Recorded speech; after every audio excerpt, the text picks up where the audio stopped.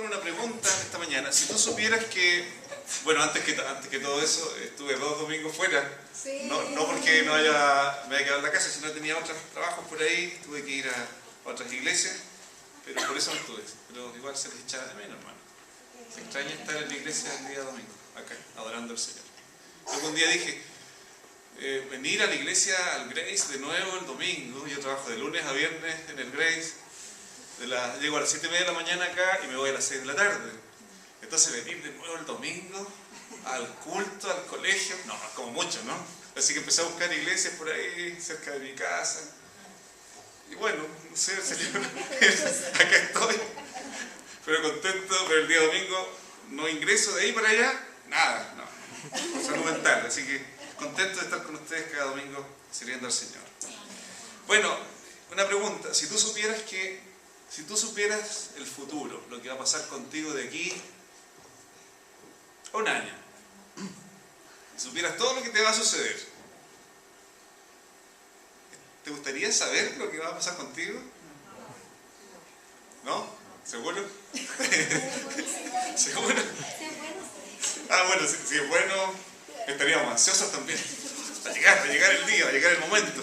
Me voy a preparar. Pero también sería un poco complicado saber de que el 21 de septiembre pueda estar enfermo. O no sé, que el Señor me va a llamar. Imagínate, saber que en un año más el Señor me va a llamar. Sería complicado. Por eso que el Señor nos pide que vivamos con Él día a día y que podamos confiar en Él, de que Él tiene el control de todas las cosas que nos pasan. De todas tus circunstancias, de todas las cosas que vivimos. El Señor tiene el control. En el momento nosotros no entendemos nada, pero Dios sí, en el futuro se encarga de aclarar muchas cosas. Vamos a buscar en la Biblia, en Juan capítulo 13, del 1 en adelante. Miren, aquí hay 4 cosas, o 4 certezas de Jesús. Hay 4 cosas que Él sabía de sí mismo. Sabía que la hora de su muerte se acercaba. En segundo lugar, conocía el poder que había recibido de parte de su Padre. En tercer lugar, sabía su procedencia, de dónde venía Él. Y sabía su destino. Anoten esas 4 cosas por ahí, en las cuales vamos a estar reflexionando. La hora de su muerte, el poder que había recibido, su procedencia y su destino. Antes de la fiesta de la Pascua, sabiendo Jesús que su hora había llegado para que pasase de este mundo al Padre, como había amado a los suyos que estaban en el mundo, los amó hasta el fin. Y cuando cenaban, como el diablo ya había puesto en el corazón de Judas Iscariote, hijo de Simón, que le entregase, sabiendo Jesús que el Padre le había dado todas las cosas en las manos y que había salido de Dios y a Dios iba, se levantó de la cena y se quitó su manto, y tomando una toalla se la ciñó. Luego puso agua en un lebrillo y comenzó a lavar los pies de los discípulos y a enjugarlos con la toalla con que estaba ceñido. Entonces vino a Simón Pedro, y Pedro le dijo: Señor, ¿tú me lavas los pies? Respondió Jesús y le dijo: lo que yo hago tú no lo comprendes ahora, mas lo entenderás después. Miren, pensemos un poco en la vida de Jesús, en el ministerio de Jesús.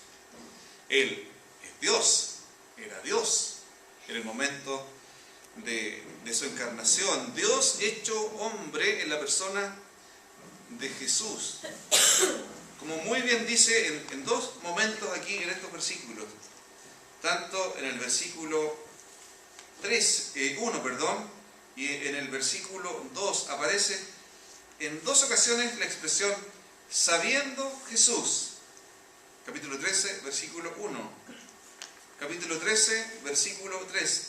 Sabiendo Jesús. Podría llamarse este sermón Jesús sabía. Jesús sabía. Las certezas de Jesús.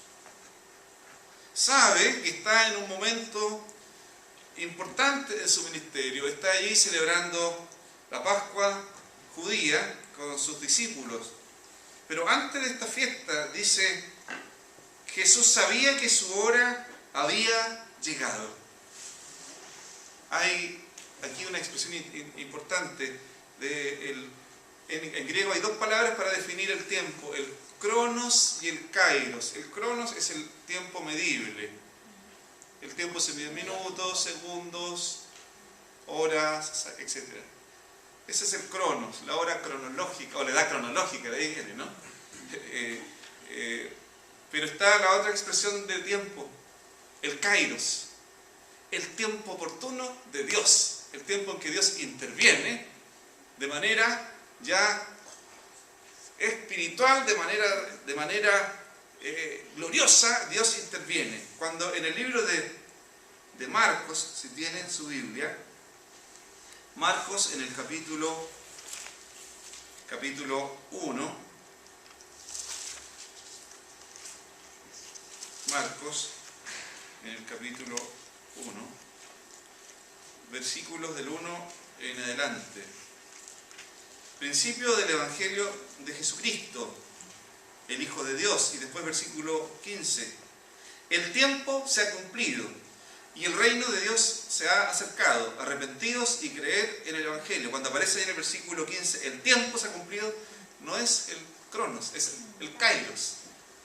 Dios ha intervenido de manera poderosa y es aquí y ahora donde el reino de Dios se ha acercado y está presente. Jesús sabía que el tiempo de Dios, que los tiempos de Dios no son los mismos tiempos de nosotros los seres humanos. Nosotros quisiéramos tener todas las cosas bajo nuestro dominio, bajo nuestro control, pero Él es el Señor. Jesús sabía que su hora había llegado. Anticipadamente Él ya venía escuchando de su Padre que su vida aquí en la tierra sería una vida de servicio al reino de Dios, sería una vida de entrega por los demás. Por eso que dice el versículo 1 del capítulo 13, que Jesús sabía que su hora había llegado para que pasase de este mundo al Padre. Jesús no era ni 50% hombre, 50% Dios, sino que Él fue 100% hombre, y aquí hay un misterio, 100% hombre, 100% Dios. Los griegos después interpretarían a Jesús como Jesús que caminaba como en una doble dimensión. En este momento Jesús es Dios. No, en este otro momento Jesús es hombre. No, nosotros vemos por la Escritura y por lo que nos revela la palabra de Dios, Jesús es Dios, Jesús es hombre. Y si es Dios, Él conocía los propósitos del Padre, Él sabía cuál era la voluntad de Dios. Nosotros estamos limitados porque somos seres humanos, 100% humanos.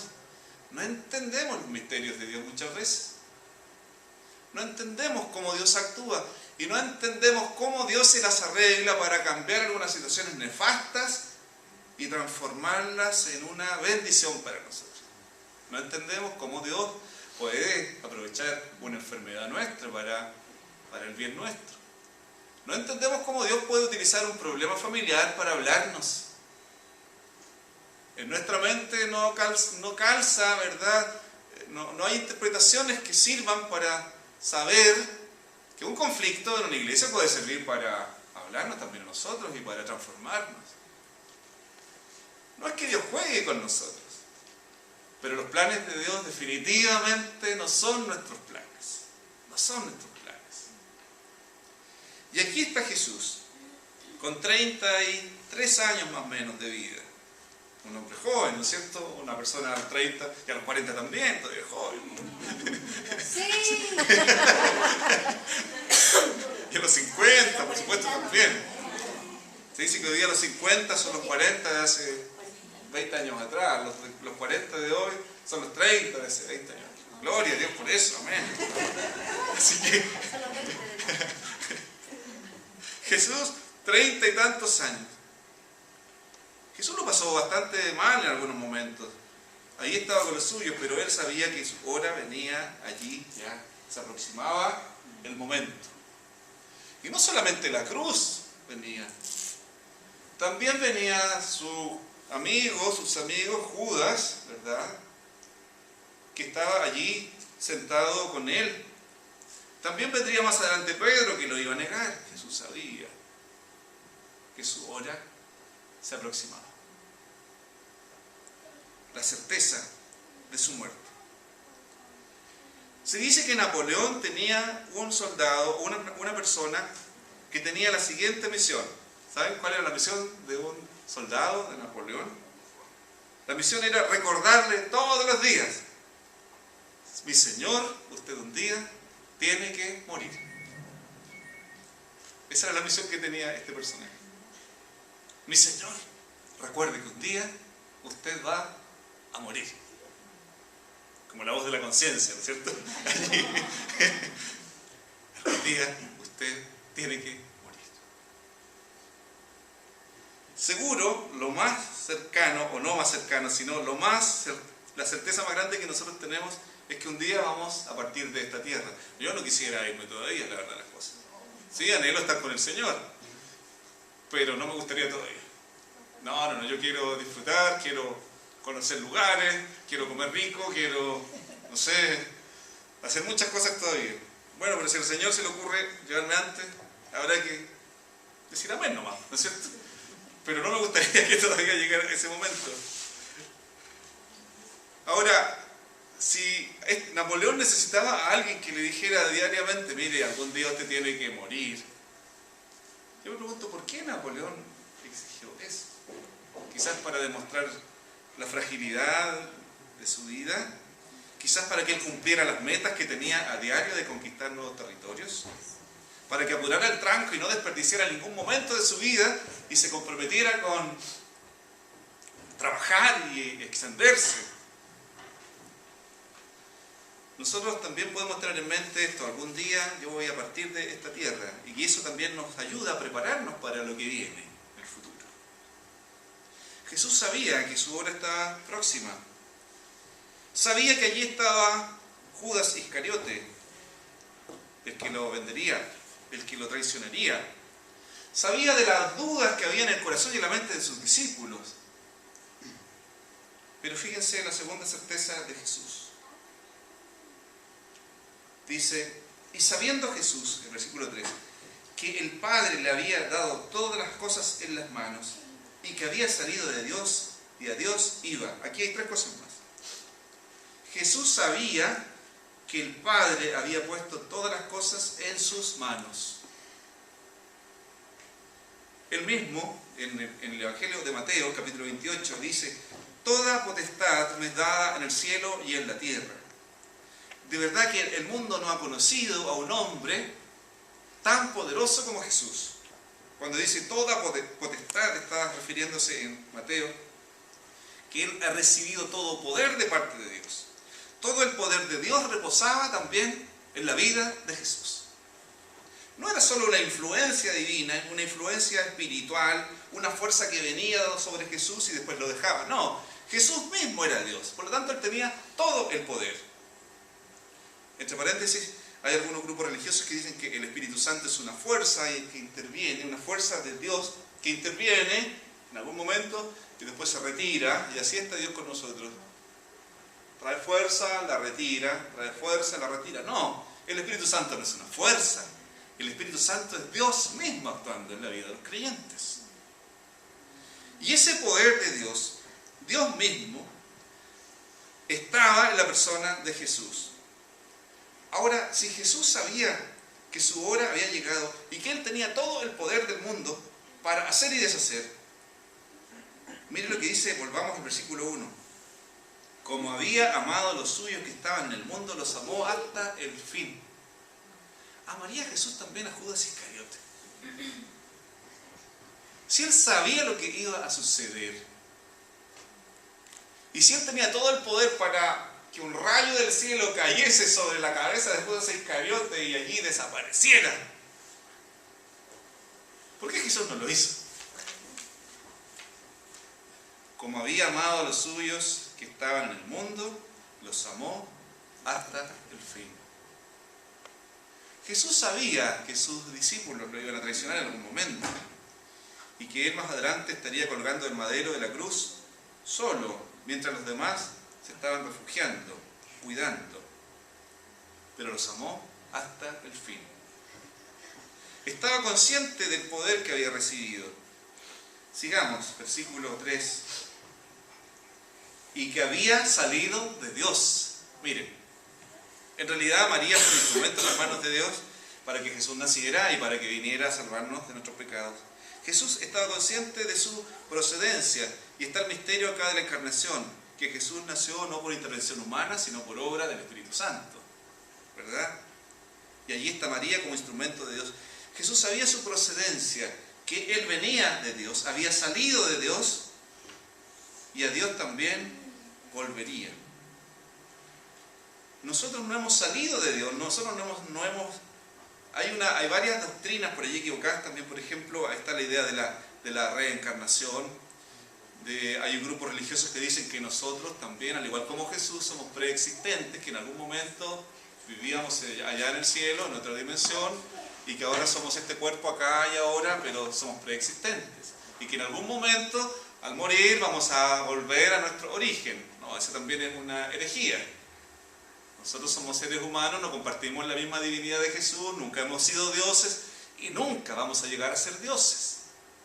Jamás. Así que si usted escucha esa herejía por allí, de que nosotros venimos del cielo y que aquí llegamos y tenemos este cuerpo, no, eso no es bíblico. No es bíblico. Los mormones piensan eso, de que los seres humanos somos preexistentes y que en el futuro vamos a llegar a ser familias espirituales allá en el cielo. No. Jesús es el único ser que ha pisado esta tierra que fue preexistente, que Él ya existía en la eternidad con Dios. Y Él estaba consciente de esto, su procedencia. Él venía de Dios y se encarnó en nuestra humanidad como ser humano, pero Él sabía también su destino, dice el versículo 3 al final. Y sabía que a Dios iba. Repasemos los 4 puntos. Sabía Jesús la hora de su muerte, sabía el poder que había recibido, sabía su procedencia y conocía su destino, su futuro. Yo les aseguro que si nosotros supiéramos estas 4 cosas, prácticamente seríamos acá en la tierra dioses, amos y señores, y haríamos muchas cosas que Dios no quisiera que hiciéramos. Por ejemplo, si yo supiera, estoy tratando de pensar como ustedes, estoy tratando de ponerme en el lugar de ustedes. A lo mejor ustedes van a decir, no, yo no pienso así. Pero bueno, si yo supiera que saliendo de acá alguien me va a insultar allá a la salida, o alguien me va a chocar, o alguien me va a robar, yo iría preparado con mi mejor discurso, quizás, para enfrentar a esa persona indeseable. Si yo supiera que mañana me voy a encontrar, no sé, con mi jefe y que me va a llamar a una reunión y me va a pedir un informe, seguramente yo me anticiparía preparando ese informe rápidamente para sorprender a mi jefe y para que él dijera, oh, qué buen empleado es este tipo, lo voy a ascender. Hay muchas cosas que escapan de nuestro control. Pero aquí vemos la diferencia que hay entre Jesús y nosotros. Él, aunque sabía todo por anticipado, no se cuidó anticipadamente ni tomó venganza anticipadamente frente a sus circunstancias y frente a sus enemigos. Aún más, a Judas le dijo, lo que vas a hacer, por favor Judas, hazlo pronto. ¿Recuerdan? No le recriminó y no le dijo, mira Judas, eres un hombre desdichado, no eres una persona indeseable, no te quiero ver, sé que me vas a engañar. Jesús le dice, Judas, lo que vas a hacer, hazlo pronto. La mente de Jesús es muy distinta a la mente de nosotros los seres humanos. Por eso es que el desafío de todo discípulo de Jesús es parecerse más a Jesús. Es parecerse más a Él en la forma de vivir, en la forma de pensar, en la forma de enfrentar los desafíos que cada uno de nosotros vive a diario. Si Jesús sabía estas 4 cosas, Él podría haberse quedado allí tranquilo esperando que todo se cumpliera como el Padre lo había predeterminado. Sin embargo, y aquí los quiero llevar a otro escenario, no solamente para que pensemos en esas 4 cosas, sobre las certezas de Jesús. Aunque él sabía todo aquello, dice la Escritura que él se levantó de la cena, versículo 4, se quitó su manto, tomó una toalla, se la ciñó, puso agua en un recipiente y comenzó a lavar los pies de los discípulos y a enjugarlos con la toalla con que estaba ceñido. Si Jesús sabía todo esto, ¿por qué aparece ahora en escena haciendo algo que era labor de los sirvientes, de los esclavos en esa época? ¿Por qué? Esto nos muestra que el ministerio de Jesús, la vida de Jesús, era una vida consagrada 100% al trabajo del reino de Dios y una vida completamente consagrada al servicio de los demás. Nosotros también tenemos certezas. Tenemos la certeza de que somos hijos de Dios, ¿verdad? ¿O no? ¿Sí? Tenemos la certeza de que el Señor ha perdonado nuestros pecados. Tenemos la certeza de que estamos en su reino. Y el reino de Dios es una realidad aquí y ahora.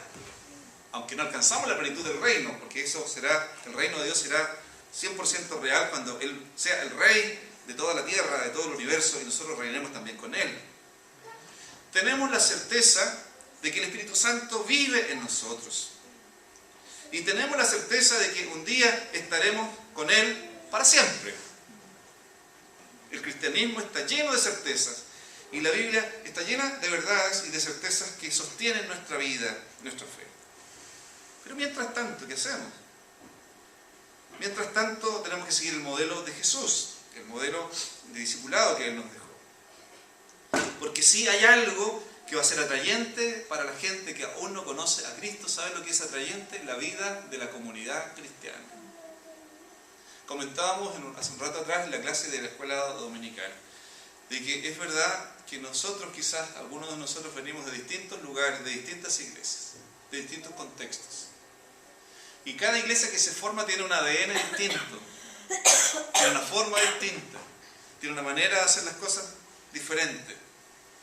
Y nosotros inevitablemente a veces tendemos a comparar las iglesias o los trabajos, ¿verdad? Si usted llega a un trabajo distinto, dice, bueno, en el otro lugar donde yo trabajaba hacíamos las cosas de esta manera, pero en este trabajo se hacen las cosas de esta otra forma. Y eso sucede también cuando uno se cambia de una iglesia a otra, cuando llega de una iglesia a otra comunidad. Que uno dice, bueno, pero en realidad en la otra iglesia la música era diferente, de aquí es distinta, el sermón era distinto, el liderazgo era diferente, obvio, sí, diferente. Pero les quiero desafiar, para que nosotros, yo que venga también de una iglesia distinta, podamos flexibilizar nuestra forma de pensar y ver cómo Dios nos quiere utilizar también a todos nosotros aquí y ahora en esta nueva realidad. Y ahí tenemos que despojarnos también de nuestros ideales que muchas veces tenemos, o de las ideas que tenemos preconcebidas. Y aún más, yo tengo una iglesia aquí en la cabeza, digo, la iglesia para mí sería esto otro, y esa iglesia la tengo solo acá en la cabeza. Ese es un ideal que tengo, pero la verdad las cosas, yo no sé si alguna vez voy a estar en esa iglesia. No sé. Lo importante es estar seguro, al igual como Jesús, que nuestro Padre Celestial tiene un plan para nosotros aquí y ahora. Y en ese plan cada uno de nosotros calza dentro de la voluntad de Dios. Y al formar esta comunidad cristiana, que somos el cuerpo de Cristo local aquí en este lugar, somos testimonio también para el mundo, para la gente que vive alrededor nuestro. Y la manera en que nosotros la forma en que nosotros nos relacionemos, la manera en que nosotros compartamos la vida y la fe, esa manera será un testimonio potente para la gente que aún no conoce a Jesús. Porque la iglesia es como una luz, es un faro que alumbra, y la gente se acercará a la luz en la medida en que nosotros como creyentes vivamos esa luz, nos perdonemos, nos amemos y entendamos nuestras diferencias. Pero cuando el cuerpo de Cristo sufre quiebres, o cuando el cuerpo de Cristo comienza a tener dificultades y los hermanos no se perdonan, esa luz potente comienza a opacarse. Y lo que podría ser atrayente para el mundo se transforma en escándalo para el mundo. Por eso es que el deber que tiene todo creyente, toda cristiana, todo cristiano, es cuidar la unidad de la iglesia del Señor. Es cuidar a los hermanos, es perdonarnos. Lo que Jesús está haciendo acá, no está pensando solamente en sí mismo. Está pensando también en el futuro de la iglesia. Está pensando en el grupo de creyentes. Está pensando en la iglesia naciente que surgirá después en Pentecostés. Está pensando no solo en su bienestar, está pensando en los demás. Por eso que a pesar de estas 4 grandes certezas, Jesús se repliega, Él sabe cuál es su destino, pero Él conoce también el futuro de los discípulos suyos que continuarán con su tarea. Hoy día nos corresponde a cada uno de nosotros aquí, en este sector, en este lugar, formar iglesia, ser iglesia, construir la iglesia, acercar el reino de Dios a esta comunidad. Todos somos importantes. Todos de una u otra manera estamos contribuyendo para que el reino de Dios se extienda. Pero aquí está el modelo de Jesús. Jesús no piensa en sí solamente, piensa en los demás. Por eso es que se levantó de la cena, se quitó el manto, tomó una toalla, puso agua en un recipiente, comenzó a lavar los pies de los discípulos, los secó. Hay iglesias que hoy día hacen esto literalmente, y es una forma muy bonita de expresar preocupación, servicio hacia los demás. Pero aquí hay una enseñanza mucho más espiritual también, más que visible. Todos nos pertenecemos. Si tú estás mal, yo estoy mal. Si tú estás alegre, yo estoy alegre. Si tú estás triste, yo me pongo triste. ¿Tienen ustedes esa certeza de que es así, que somos un cuerpo? Por eso es que cuando nos juntamos acá a adorar al Señor, cuando oramos juntos, algo sucede, algo ocurre aquí en el ambiente, algo pasa. Pero cuando un creyente está solo, aislado, acá, en un rincón, y está enojado con otro, o no quiere asistir a la iglesia, o no quiere cantar, es como que el corazón también comienza a partirse. Y el cuerpo de Cristo comienza a fragmentarse. Cuidemos la unidad de la iglesia. Cuidemos a los creyentes. Cuidémonos de tal manera que cuando tú te sientas débil, sientas el apoyo de otro. O cuando otro esté débil, sienta tu apoyo, tu cuidado, tu amor, tu preocupación. Jesús nos enseña que sí, las certezas debemos tenerlas como verdades que sostienen nuestra vida. Pero esas certezas, esas verdades, tenemos que unirlas al servicio, a la vida en comunidad, a la vida en servicio hacia los demás, una vida consagrada a Dios, una vida dispuesta a compartir con otros. Que este modelo de Jesús, donde une sus certezas con la vida práctica, sea nuestro modelo también a seguir hoy día. Y que esta iglesia se transforme como lo es y siga transformándose en una luz potente que ilumina en este sector de esta comuna. Y que por amor al Señor Jesucristo nosotros seamos una comunidad de servicio, una comunidad abierta, una comunidad de contraste, una comunidad inclusiva, una comunidad donde la presencia de Cristo sea potente y fuerte. Les quiero dejar ese desafío. Para que estas certezas, las certezas de Jesús y nuestras propias certezas que están en la palabra de Dios, nos empujen a la misión, nos inviten a compartir, nos inviten a vivir la vida que Cristo quiere. Que así sea, hermanos, para la gloria del Señor, y que en nuestras debilidades cada uno se fortalezca en el Señor y se fortalezca también en la vida de otros, que en nuestras luchas, en nuestros temores, tengamos la certeza de que Dios está con nosotros y que hay hermanos, que hay hermanas que también están a tu lado. Oramos al Señor. Te damos gracias, Padre, por las certezas de Jesús, porque esas certezas también son nuestras. Siendo Él Hijo de Dios, no se aferró a su poder, no se aferró a su posición, sino que se dispuso a servirte y a servir a los demás. Que las certezas que tenemos nosotros de ser hijos tuyos, de ser salvados por ti, de ser perdonados por ti, de ser amados por ti, que esas certezas nos empujen a imitar a Jesús, nos animen a caminar por el camino que Él nos mostró, para que la gente vea en esta comunidad y vea en nosotros, los discípulos de Jesús, vea personas que en sus limitaciones, en sus debilidades, en sus dificultades, también son instrumentos de sanidad, instrumentos de perdón, instrumentos de reconciliación.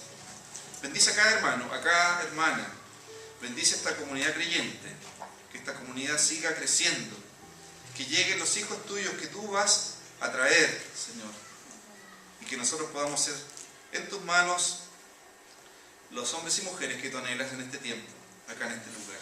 Bendice esta iglesia a cada uno de nosotros, en el nombre de Cristo.